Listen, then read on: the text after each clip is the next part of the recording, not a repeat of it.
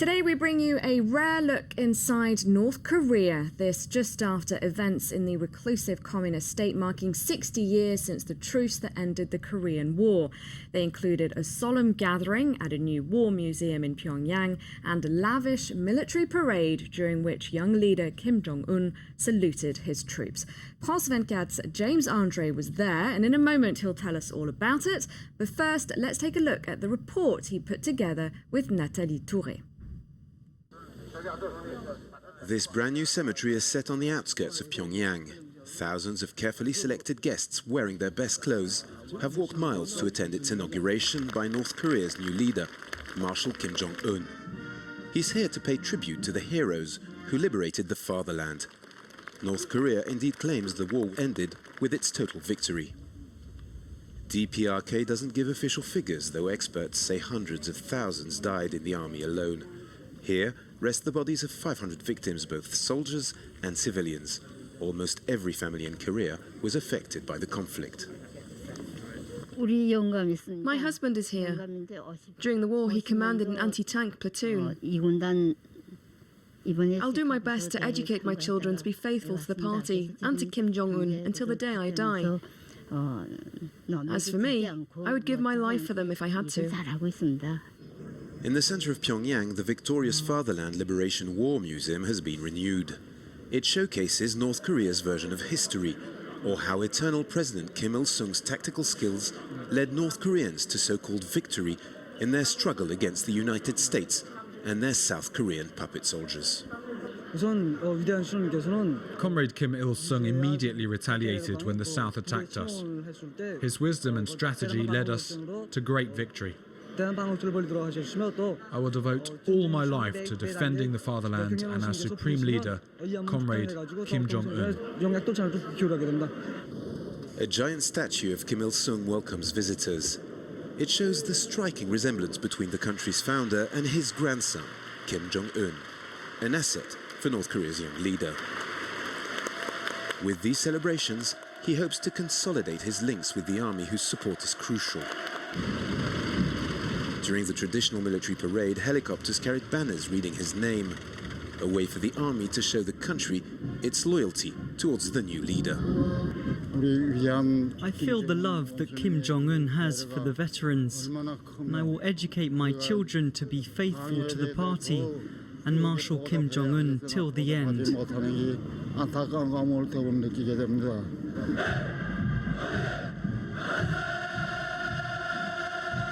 After the tanks, hundreds of thousands of civilians chanting "Long live Kim Jong-un" march in the blazing heat.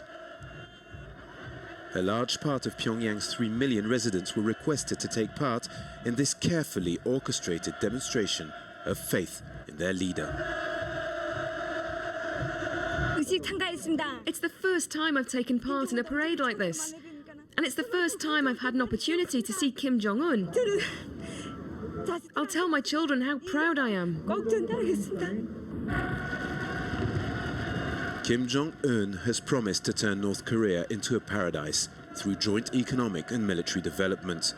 But for the time being, he has shown no intention of easing the regime's grip on the people of the hermit state. James Andre reporting there, and he joins me now on set. Hello, James. Now, you've reported across the globe. What was it like working in North Korea? How was it different?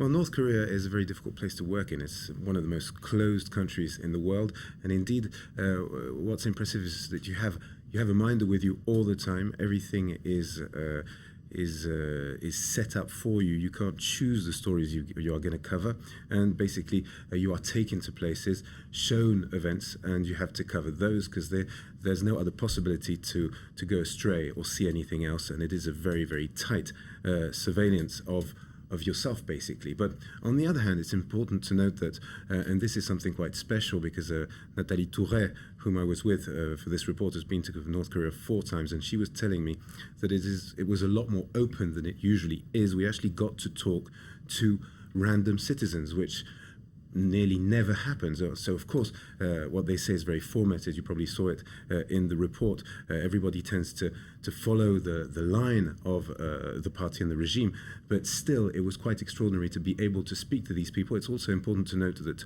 at no moment were we banned of filming anything. We were not told to not film or to film a specific thing. So we were quite, we were reasonably free within this very, very tight system. So obviously what we have here is the North Korean regime wanting to communicate for this 60th anniversary. And what were your impressions of daily life there? So of course we went to Pyongyang, and it's important to remember that Pyongyang really is the showcase city for the regime. It is a place where people who live there are an elite. They are chosen within the population. So of course it's difficult to see things such as potential food shortages or real humanitarian situations. But what you do see is the fact that some of the buildings are rather decrepit. You see that there is scarce circulation, very few cars on the streets, but there are cars, which is there are more cars than there used to be. And also Kim Jong-Un has had this policy that he wants to have more parks and gardens, so there is a lot of greenery. He has definitely decided to develop Pyongyang. We were actually able to visit a complex with a luxury restaurant, luxury swimming pool. So for the elite of the party, they have this rather luxurious place to go. For ordinary citizens, the situation is more difficult, but still in Pyongyang, it seems that things are better than they used to be, even though there are still a lot of problems. Now, you mentioned in your report how Kim Jong-un still needs to consolidate his authority over the army. Why is that? Well, Kim Jong-un has no military background, no real military background. It's important to remember that Kim Il-sung, who was the founder of the nation, was actually a genuine war hero. Kim Jong-il, his father, the father of Kim Jong-un, had no real military background. So, of course, he had a few problems when he arrived, and he didn't want this to happen to his son. So he had him named a 4-star general. He also made him a marshal and the head of the Defense Commission. So indeed he arrived with a bit of military clout, if you will. And now what has happened is that he has been presented as the one to manage the third nuclear test that took place a few months ago, and also the one responsible for the success of what the North Koreans say is a rocket launch, and what the international community say is a long-distance cruise missile launch. But still, all this is very important, because in the North Korean regime, the army is extremely important. Okay, I'm afraid that's all we've got time for. Thank you very much, James, for coming in and for your report. Thank you for watching. That's it for Focus.